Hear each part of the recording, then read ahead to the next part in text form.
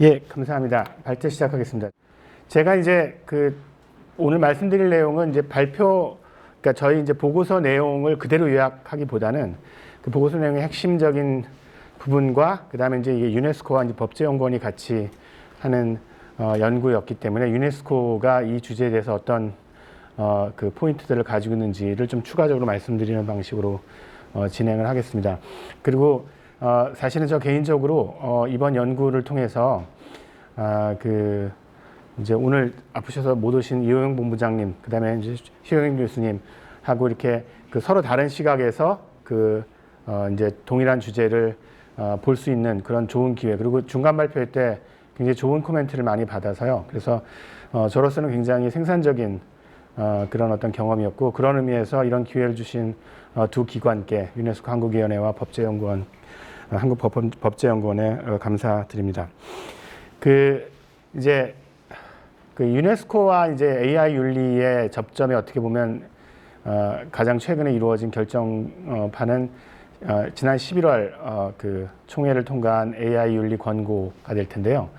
그 권고에 대해서 이제 후속 작업, 이제 제가 그 권고 만드는 작업에 참여했었는데, 그 후속 작업에 관련된 이제 그 내용들을 이제 지난주에 있었던 그 유네스코 과학기술윤리위원회에서 이제 부사무총장 ADG가 발표를 했었는데, 그때 재밌는 얘기를 했습니다. 그게 사실은 저 그림과 관련이 되는데, 권고의 내용들을 유럽 국가들에 여기저기 이렇게 다니면서 소개를 하는 자리에서 일단 그 내용, 제가 좀 이따 좀 소개해 드리겠지만 그 내용에 대해서 굉장히 극찬을 하고 중요한 기여라고 하면서도 마지막에 반드시 한마디 덧붙이는 게, 근데 이 권고가 AI 기술의 혁신을 저해해서는 안 될 텐데 그게 좀 걱정이다, 이런 얘기를 좀 붙였다고 합니다. 그러니까 물론 맥락이 있습니다.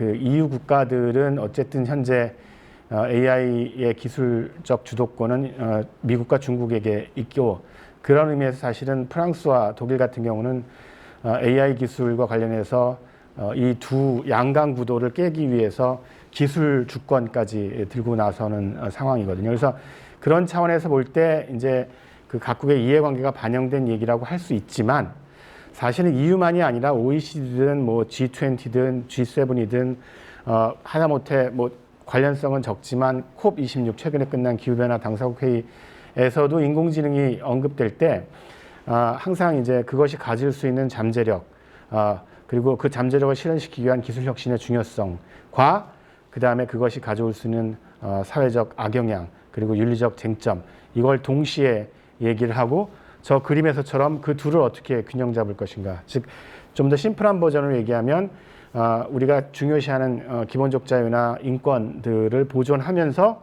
어떻게 AI 기술 혁신을 이룰 것인가에 초점이 맞춰져 있다고 볼 수 있습니다. 그래서 그 윤리의 법제화 과정에서도 당연히 그런 측면들, 저 균형들을 구체적인 법에서 어떻게 실현시킬 수 있을 것인가에 좀 더 관심이 두어져야 된다고 생각할 수 있습니다. 그래서 사실 그런 내용이 최근에 발표된 그 EU AI 화이트 페이퍼 백서에도 그대로 드러나 있고요. 통상적으로 우리나라에서 백서를 발간하면 주로 이제 그 기술을 어떻게 이제 진흥시킬 것인가를 한참 설명하고 나서, 근데 뭐 여기에서 발생할 수 있는 부작용을 최소화해야 된다고 이렇게 한 줄 정도 덧붙이는 것에 비해서 이 EU AI 백서의 내용을 보면 두 파트로 이루어져 있는데, 정확히 제가 말씀드린 그 두 파트입니다.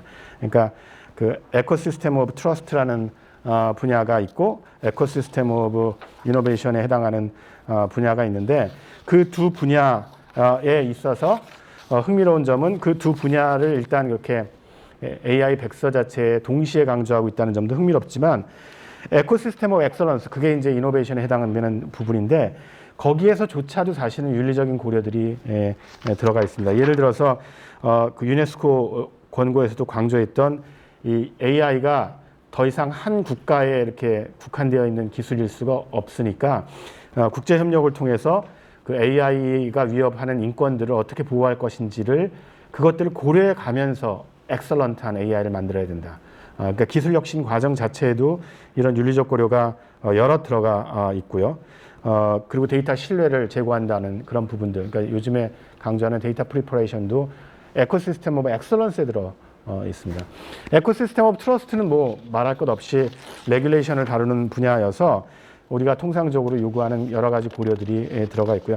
핵심은 뭐냐면 이걸 요즘에 유네스코에서 좀 유행하는 용어가 있는데요. 저희 이제 그 AI 윤리 권고했던 그룹이 좋아했던 단어인데 요즘에 그걸 유네스코의 사무국에서 여기저기서 갖다 쓰더라고요. 그러니까 뭐냐면 Ethics as Enabler라는 컨셉입니다.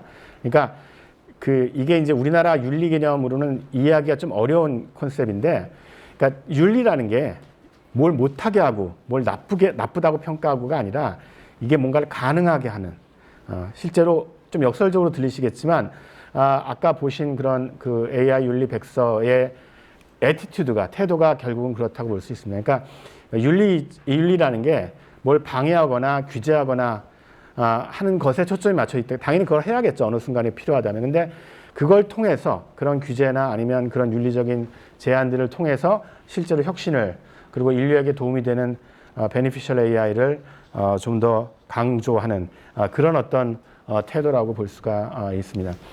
그래서 이제 제가 또 드리고 싶은 말씀은 이건 이제 제가 이제 유네스코 한국위원회에서 찍은 동영상에도 강조한 건데요. 우리말의 윤리 개념이 이제 국어 사전에도 나와 있는데요. 아주 명백하게 누가 봐도 논란의 여지 없이 맞고 틀린 게 분명한 그런 방식으로 사용되는 경향이 있거든요. 그런데 그러다 보니까 이제 AI라는 첨단 기술의 윤리가 들어간다고 싶으면 뭐 AI를 가지고 예를 들어서 뭐 자동 살상 무기 같은 거 하지 않으면 뭐 윤리가 뭐 거기서 뭐가 그렇게 중요하냐, 이런 그 대응들이 종종 나옵니다. 정부 관리들로부터 굉장히 특히 많이 나오고요. 근데 이제 영어의 에틱스 개념은 실제로 고대 그리스에서 서로 문화와 관습이 조금씩 달랐던 고대 그리스 국가, 그렇지만 서로 문명이라는 거는 인정해주는, 저기 무슨 미개인이 아니라 그런 국가들이 서로 각각의 도시마다 있었던 에토스들, 각각의 도시마다 있었던 어떤 그 모레스, 관습 같은 것들을 서로 이렇게 조정하는 과정에서 논의하고 토론하고 맞춰가고 그리고 통합적인 체제를 만들고, 거기서 나온 게 에틱스 개념이거든요. 그래서 실제로 어떤 특정 집단 아니면 특정 전문성을 가진 사람들 사이에 통용되는 에틱스가 당연히 너무나 자연스러운 개념이고, AI 같은 어떤 특정한 장치가 새로 나왔을 때 그것과 관련된 새로운 모레스를, 새로운 관습을 만들고 새로운 규약을 만들고 그 다음에 거기에 관련된 여러 가지 쟁점들을 논의해서 하나하나 정리해 나가는 것은 너무나 자연스러운. 그래서 이제 중요한 거는 뭐 두 개념 중에 어떤 게 맞냐 틀리냐는 아니고요. 개념은 뭐 맞고 틀리고의 문제는 아니고요. 국제적으로 AI 윤리라고 했을 때는 저 에틱스 개념을 쓰지 우리말의 윤리 개념을 쓰지는 않는다는 겁니다. 그래서 그런 의미에서 우리가 좀 더 저런 포괄적이고 논쟁적일 수 있지만 결국은 구성적인, 만들어 나가는 그런 어떤 윤리 개념을 사용해야 된다고 생각을 할 수 있습니다. 네. 예를 들어서 그 공정성에 대한, 제가 이제 예를 하나 들었는데요, 보고서에서. 공정성, 뭐 AI가 공정함을 추구해야 된다는 문제가 이제 이루다 사태 때문에 굉장히 많이 그 젠더 문제에 무감한 AI여서 등장을 했는데, 실제로 이루다 사태에서 불거진 그런 누가 봐도 상당히 명백하게 성차별적인 표현들을 제거하거나 그것들을 다루는 일도 사실은 엔지니어링 포인트에서 그렇게 쉽지는 않지만 복잡한 문제들이 있습니다. 그걸 다 너무 제거하면 노이즈에 취약해져서 이피션시가 떨어지니까. 근데 설사 그런 문제를 기술적으로 잘 해결할 수 있다고 해도 제가 예를 든 거는, 예를 들어서 우리나라 100대 대기업의 CEO의 남성 비율이 압도적으로 높은데 그거는 예를 들어서 공정하지 않은 건가? 거기에 대해서는 사실은 다양한 의견이 있을 수 있거든요. 당연히 그건 공정하지 않다. 50대 50이 돼야 되는데. 근데 사실은 남성과 여성의 CEO로서 갖춰야 될 능력을 완벽하게 똑같다고 가정하더라도 현재 우리 사회가 공정하지 않아서 실제로 CEO로 성공하기 위해서 남성적인 요소가 훨씬 더 유리해서, 그러니까 실제 불완전한 사회 때문에 그런 불완전한 공정하지 않은 결과가 나왔어요. 아마존도 그런 일을 겪었죠. 실제로 그 위에 그 채용 과정에서 실제 아마존 기존 데이터들을 사용했더니 여성이 계속 떨어지는 문제. 그러니까 제가 말씀드릴 내용은 이 공정함이 그렇다고 뭐 다 뭐 생각하기 나름이고 아무 의미 없다는 그런 뜻이 아니라 우리가 공정함을 요구할 때 AI한테 그 공정함이 정확히 어떤 종류 공정함이고 그걸 왜 요구해야 되고 이런 것들을 꼼꼼히 따져보고 그런 기반 하에서 그런 것들을 엔지니어링적으로 구현하려는 그런 상당히 이렇게 그 포괄적인 노력들이 그냥 단순히 이 문제 있어 이거 해결해라 하고 간단하게 넘어갈 부분들이 아니라는 겁니다. 그래서 이게 일반적으로 AI 윤리에서 다 일반적으로 등장하는 내용이고요. 그런 의미에서 그 유네스코의 AI 윤리에 대한 노력들이 굉장히 의미를 갖는 이유가 유네스코는 뭐 잘 아시겠지만 그 유엔에서 에듀케이션, 사이언스, 컬처를 담당하는 그 최근에는 뭐 젠더 문제, 특히 환경 문제, 지속 가능한 발전 이렇게 굉장히 포괄적인 우리 삶에 굉장히 중요한 우리 사회의 지향점과 관련되는 다양한 주제를 다루고 있고 그래서 이제 AI 논의가 그 유네스코에서 시작될 때 가장 강조했던 부분은 제가 아주 똑똑히 기억하는데 여러 차례 내부 논의에서 강조했던 부분은 세상에서 이미 꽤 많이 나와 있는 AI 윤리와 똑같은 도큐멘트를 만들지 말자. 그건 뭐 못하러 똑같은 걸 다시 만드냐. 유네스코만 할 수 있는, 그러니까 유네스코가 가지고 있는 어떤 기관의 특징들을 반영할 수 있는 그런 포괄적인, 그러니까 그 전통적인 주제보다 훨씬 더 포괄적인 교육이나 문화나 과학이나 이런 거에 끼치는 영향까지 포괄할 수 있는 특히나 이제 인포메이션 섹터들의 기여도 되게 중요했고요. 이제 아프리카라든가 저개발국들 뭐 이런 고려들도 다 같이 집어넣자라는 게 이제 핵심적인 특징이었고요. 그래서 유네스코의 내부적인 뭐 일단 코메스트가 주도한 그 예비 보고서가 있었고 그 예비 보고서에 근거해서 총회에서 이제 이 권고를 만들 그 의결이 이루어진 다음에 이제 2019년 총회였죠. 그 다음에 이제 2020년 내내 온라인으로 코로나 때문에 온라인으로 그 권고가 만들어지고 그 다양한 방식의 컨설테이션과 그 다음에 정부 간 회의 올해 6월에 있었던 4월 6월에 있었던 정부 간 회의를 거쳐서 통과가 됐습니다. 그 과정에서 당연히 이제 유네스코 회원국들의 여러 입장들이 반영되긴 했지만 그 한 가지 다행스러운 점은 제가 사실은 이 바로 그 작업이었던 기후변화 윤리 원칙선언 작업에도 참여를 했었는데요. 그때는 이제 정부 간 회의에 참여했었는데 그때는 정말 많이 바뀌었거든요. 그 기후변화 윤리 원칙선언에 원래 그 전문가 그룹이 만들었던 안과 정부 간 회의를 통해서 한 거는 되게 많이 바뀌었는데 이해관계가 반영되면서 다행히 판단이 달라질 수 있겠지만 사무국에서는 어쨌든 그 핵심적인 그 틀은 정부 간 회의에서 많이 바뀌지 않았다. 물론 이제 당연히 약화된 부분들이 있고 표현들이나 이런 것들이 좀 전반적으로 그 회원국들의 이해관계를 반영해서 바뀐 부분들이 있지만 전체적인 구조는 저희들이 처음에 만들었던 구조랑 그렇게 많이 달라지지 않았다는 그런 특징이 있습니다. 그래서 보시면 뭐 다음과 같은 뭐 그 전형적인 방식으로 전문 1장, 2장, 그다음에 3장에서 가치와 원칙이 있고 1, 2장은 이제 되게 유엔 문서에 늘 등장하는 것들이고요.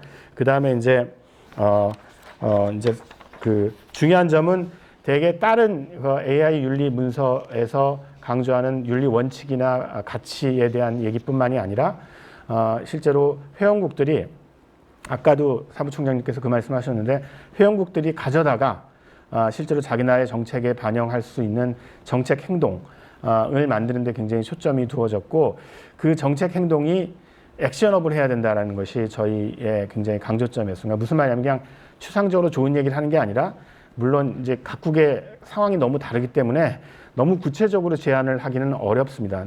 그거 나라마다 다른 형편들을 고려해야 되기 때문에 그렇지만 어쨌든 각국이 그 폴리시 액션을 보고서 이렇게 해야겠구나라고 이제 이해할 수 있는 그런 종류의 내용들을 담으려고 4장에서 노력을 했고 이 중에서 사실은 논쟁점들을 제가 좀 이따가 몇 개를 다루도록 하겠습니다. 그리고 이제 5장, 6장, 7장, 8장은 특히 이제 8장이 중요한데요. 이거가 이제 혹시라도 논쟁적인 내용들이 있는데 그 내용들이 문맥을 벗어나서 사용될까봐 절대로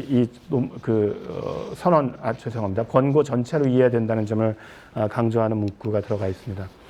그래서 내용을 조금만 더 살펴보면요,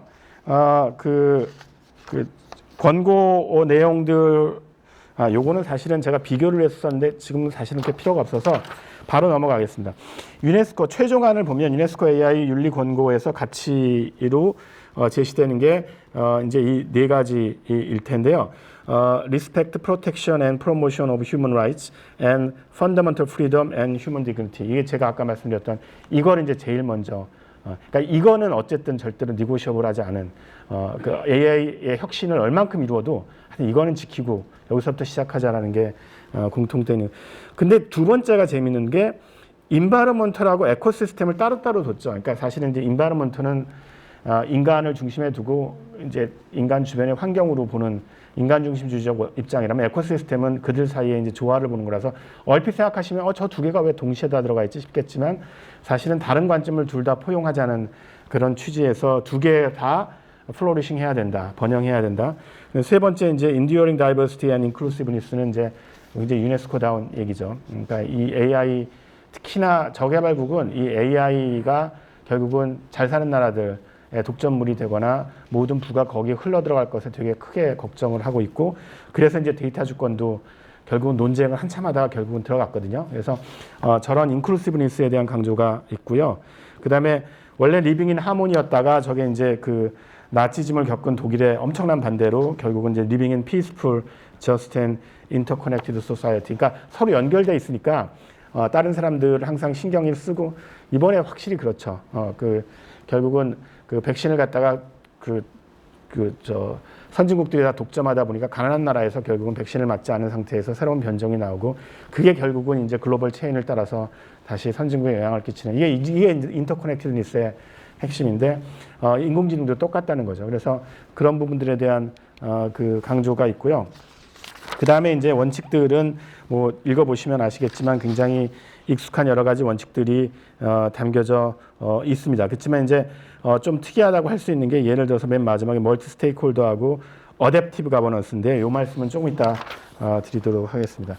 정책 행동 부분을 보시면 여기서의 그 내용들보다도 내용은 이제 읽어보시면 아시겠지만 특히 이제 번역문이 있으니까 그 다루는 범위가 통상적으로 우리가 AI 윤리 그랬을 때 다루는 범위들도 물론 있지만 실제로 그거보다도 훨씬 더 좀 낯설어 보일 수 있는 예를 들어서 뭐 커뮤니케이션, 인포메이션이나 에듀케이션 앤 리서치 그다음에 헬스 앤 소셜 웰빙 같은 내용들도 다루고 있다는 거. 그다음에 인터내셔널 코퍼레이션 되게 강조한다는 거.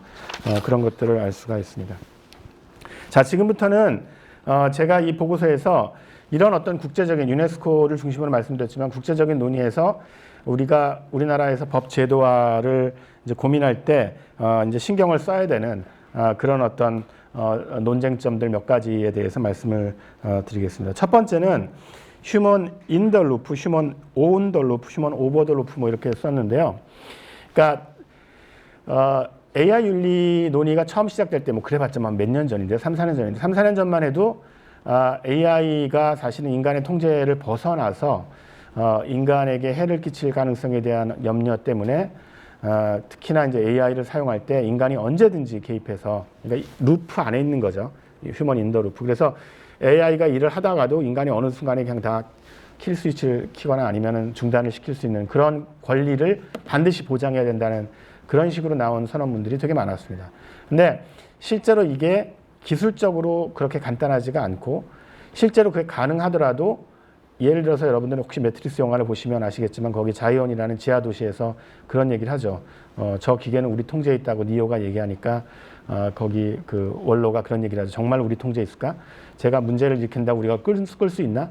끄면은 거기 지하 도시에서 산소가 다 고각을 되어서 다 죽거든요. 그러니까 결국은 어떤 경우에는 실제로 그 기계를 중단시키는 것 자체가 우리의 삶 전체와 연결되어 있는 경우가 있을 수 있고 그럴 때는 사실은 그 효율성의 문제에서 모든 단계의 디시전들을 전부 다 인간이 그 개입하는 건 쉽지 않을 수 있다. 특히 이제 자율주행차는 아예 그게 불가능하죠. 100만 분의 1초, 10만 분의 1초의 결정이 이루어져야 되니까.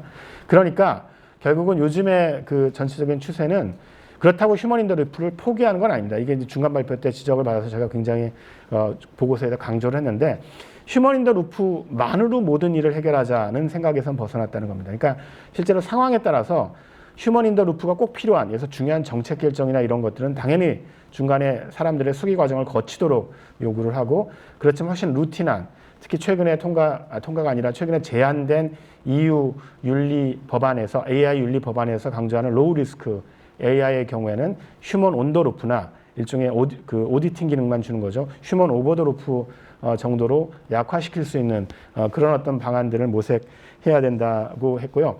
이 중간 발표 과정에서 이 킬 스위치라는 게 생각만큼 간단하지가 않다 말씀을 주셔서 저도 그걸 공감을 하고 관련된 내용들을 좀 찾아보니까 예를 들어서 스튜어트 러셀이 되게 유명한 인공지능 학자죠. 최근에 쓴 책에서 재밌는 얘기를 하는데 당연히 쉽지는 않지만 스튜어트 러셀이 저기서 어떤 제안을 하냐면 결국은 로봇에게 혹은 인공지능에게 인간의 윤리를 가리키려는 시도보다도 그거는 무모하고 거의 실현 불가능한, 왜냐하면 실제로 우리의 윤리 규범 체제를 완벽하게 코드화 시키는 것 자체가 불가능하고 실제로 그것들을, 왜냐하면 임플리시트 노리지 같은 게 있어서요.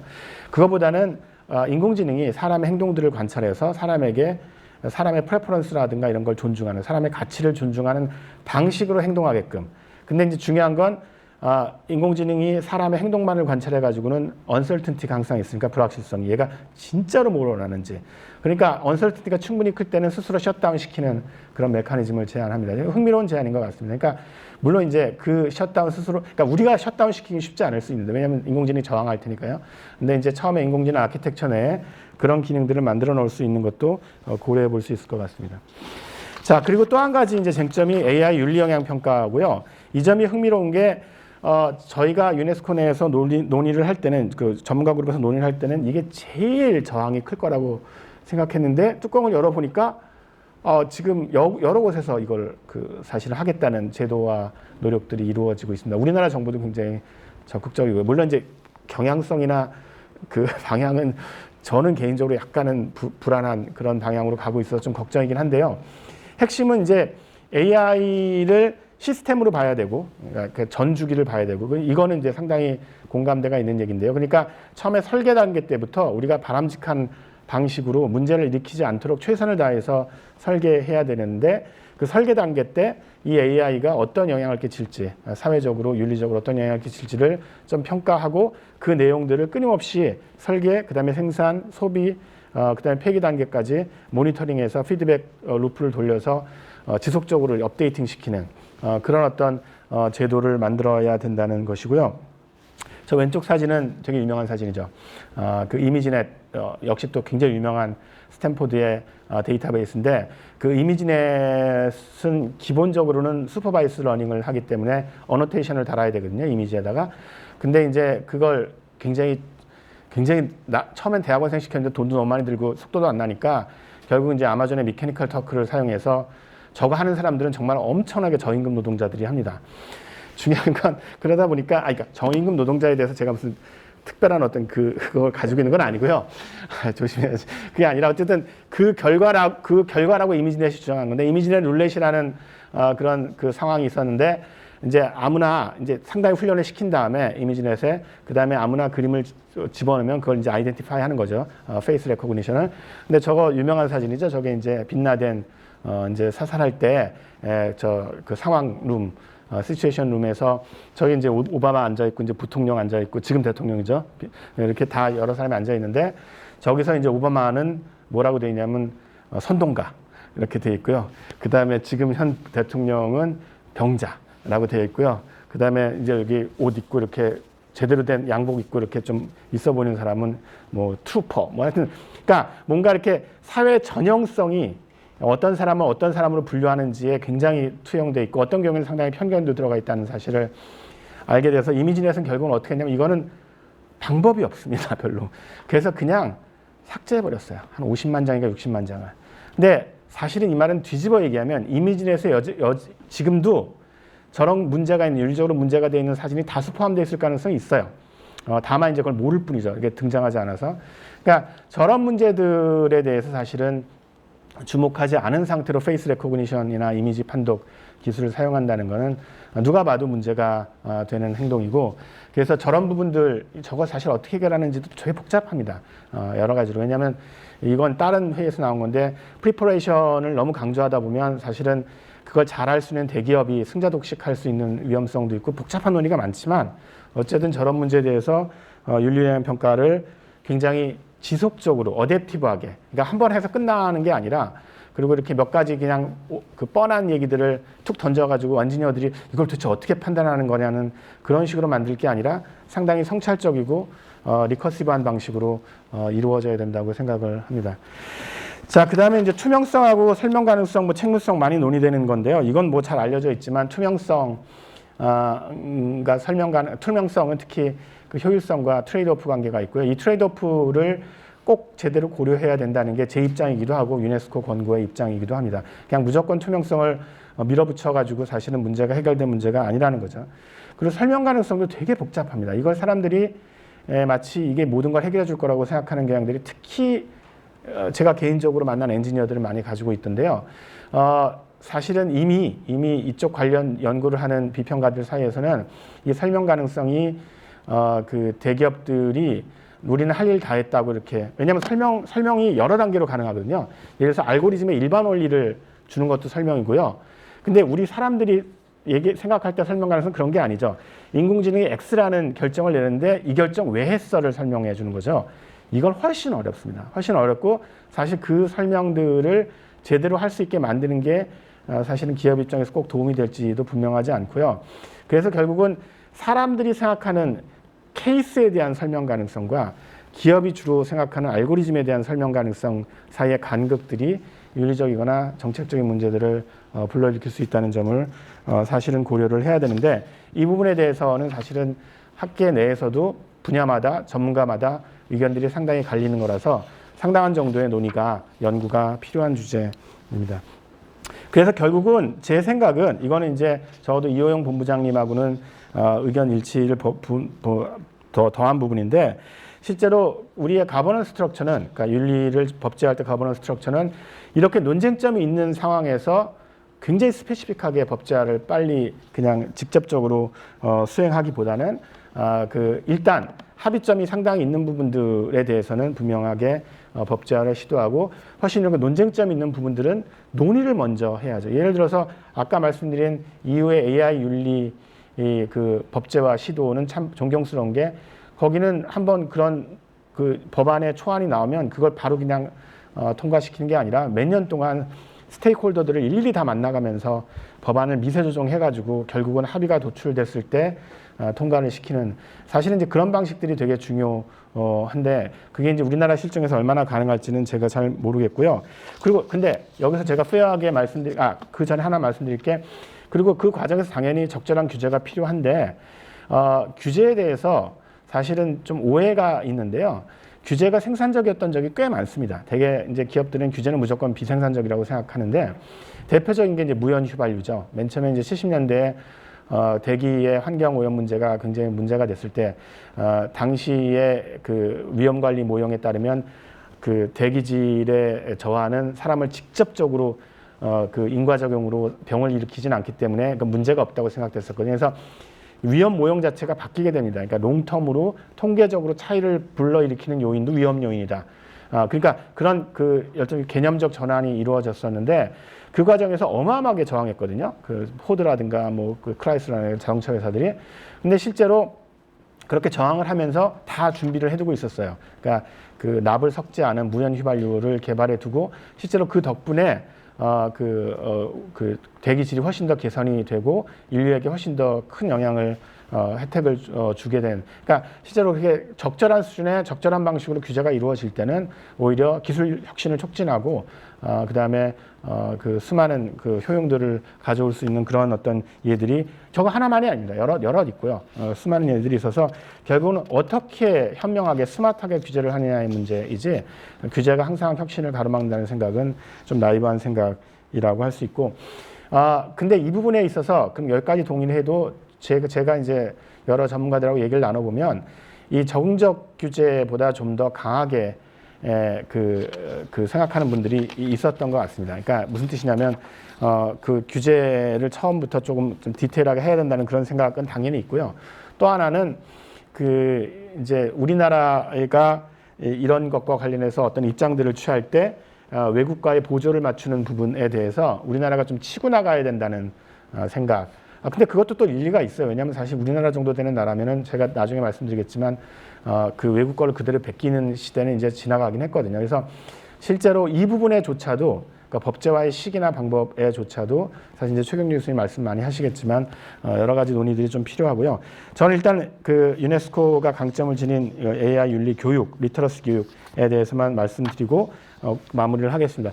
그 우리나라에서 AI 관련된 리터러시 교육들은 대개 코딩 교육이나 AI를 활용하는 교육에 초점이 맞춰져 있습니다. 그렇지만 여기 그 최근에 발간된 그 유네스코 보고서를 보시면 아시겠지만, 저 내용을 보시면 아시겠지만, 당연히 그거 중요하지만 실제로 AI 자체가 어떤 사회적 의미를 가지고 어떤 문화적 의미를 가지는지를 이해하고 그것들과 관련된 여러 가지 사회적 중요한 의사결정에 참여할 수 있는 그런 역량을 키우는 것을 AI 리터러시의 굉장히 중요한 핵심으로 생각을 합니다. 즉 AI 윤리 교육이 넓은 의미의 에섹스 윤리 교육이 AI 리터러시에서 지금 우리나라에서 이해되는 것보다 훨씬 더 큰 역할을 해야 된다는 게 제 생각이고요. 그다음에 법제화에 관련된 시사점은 아까 말씀드렸지만 실제로 이거 골든 스탠다드 많이 말씀하시는데 골든 스탠다드가 있느냐? 저는 yes and no라고 생각합니다. 실제로 그 아주 핵심적인 부분에 있어서는 아까 제가 말씀드린 인권이나 기본적 자유와 관련해서는 골든 스탠다드가 분명히 있습니다. 그러니까 우리가 법제화를 할 때 그런 의미의 최소주의적 핵심은 골든 스탠다드로 분명히 지켜야 되고 만약에 EU랑 장사를 할 생각이라면 GDPR도 좀 신경 써야 되고 이렇게 되겠죠. 근데 그거보다 좀 더 이렇게 깊숙이 들어가면, 그러니까 정말로 디테일한 부분에 들어가면 아까 제가 말씀드렸지만 여러 가지 논쟁점이 있는데 이 논쟁점이라는 게 막 이런 의견도 있고 이런 의견도 있으니까 그냥 신경 쓰지 말자 그러는 게 아니라 논의와 거기에 대한 탐색을 통해서 우리나라에서 결정을 해야 되는 사안들입니다. 그래서 그 결정을 통해서 사실은 우리 법제화 과정이 어댑티브한 방식으로 그런 적응적 방식으로 이루어지는 것이 가장 바람직하다고 생각을 합니다. 네, 감사합니다.